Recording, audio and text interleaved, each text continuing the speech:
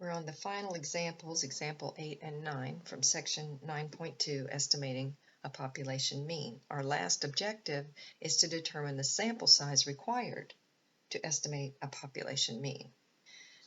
To find the minimum sample size required to estimate the population mean, this would be the formula you would use, but you also have the opportunity to use the program, as we've discussed, to have that put on your calculator, the SS mean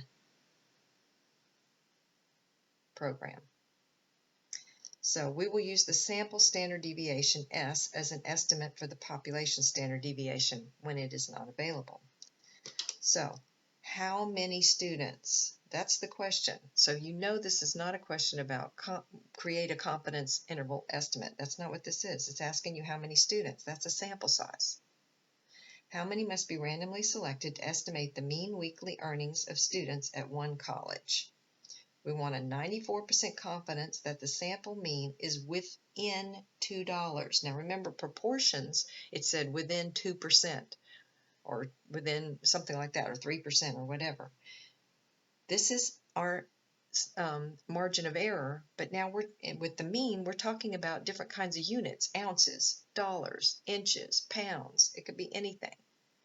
We want to be within $2 of the true population mean of weekly earnings of students at a college. So they've told us E is $2. You don't need to remember if they gave us 2%, we had to change it to 0.02. But that's what you do with percent. We're not changing $2 to 0.02. E is 2.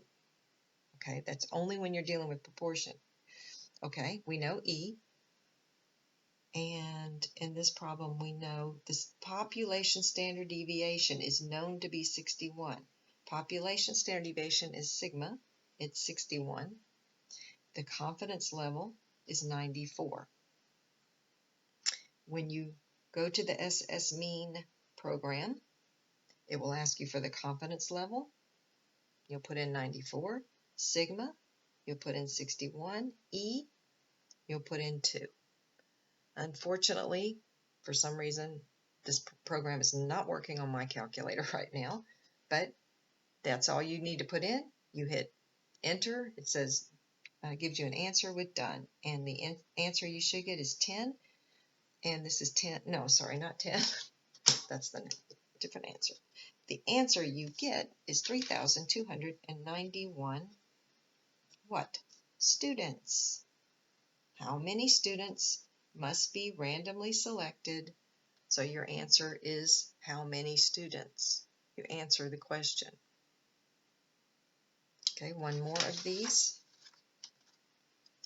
How many commuters? So our answer is going to be so many commuters, whatever the number is, must be randomly selected to estimate the mean drive time of Chicago commuters. We want a 96% confidence that the sample mean is within 4 minutes. Okay, now it's minutes, so we put in 4. Population standard deviation is known to be 6 minutes. For SS mean, we put in the confidence level, sigma, and E. 96, 6, and 4. And when you do that, your sample size is 10 commuters. Okay? So if you do not have this program on your calculator, I've explained what you need to do that. So be sure you do that.